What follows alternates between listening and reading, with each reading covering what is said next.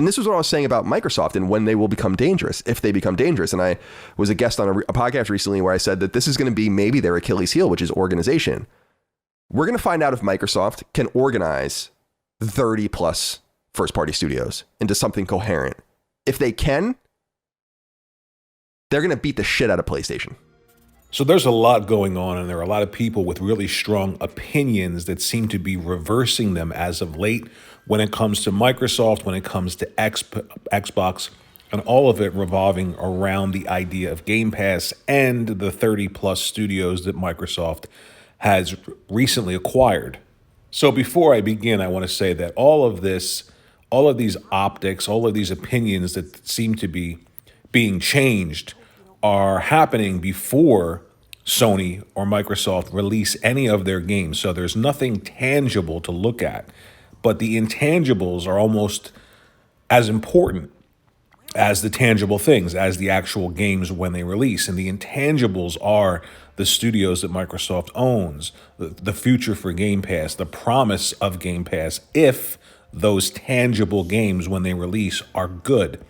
And the idea of managing all of these studios is a good point, and I thought one worth talking about, because most people around the industry, if you watch a lot of podcasts, they all agree that Phil Spencer's done a great job when it comes to reversing the optics for Xbox, putting them in a position to do good things. However, he can't manage his way out of a paper bag. You look at Halo. It took 6 years for them to show Halo Infinite in the state that it was, and then they had to delay it. Now, that's just one studio, and that is their biggest IP. So if you have that big of a problem getting things together in 6 years for the launch of a console, how in the hell are you going to manage 30 studios to consistently release quality content for Game Pass? That's a good point and a good argument to bring up. So reversing the optics around Xbox, the negativity turning into positivity, all of the steps that they've taken, Game Pass, the acquisition of all of these studios, all of these things are gelling. They're coming together to change the perception around Xbox. Now, whether or not that translates into increased sales, we don't know right now because there's a shortage. So anything that hits the store shelves sells out.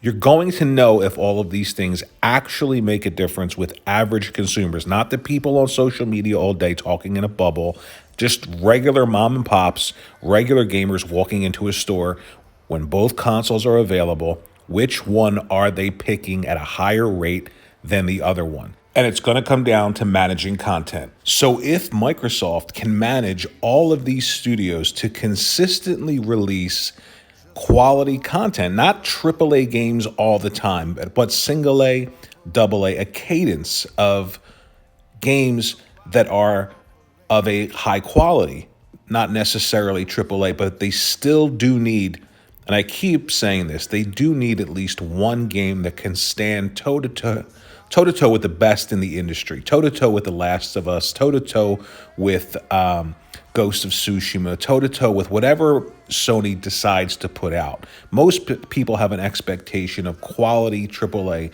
around PlayStation. And again, the Achilles heel of Microsoft being management. There's also a problem with constantly striving for a home run, which we know Sony is talking about doing with AAA all the time.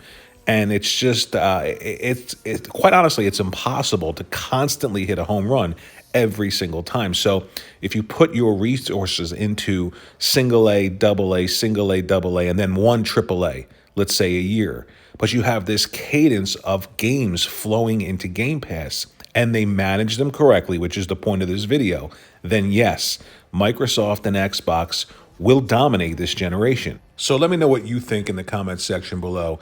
Management, quality content, will Microsoft take this generation over Sony, or will Sony's approach of trying to hit a home run every time at bat give them the edge? Thanks for watching.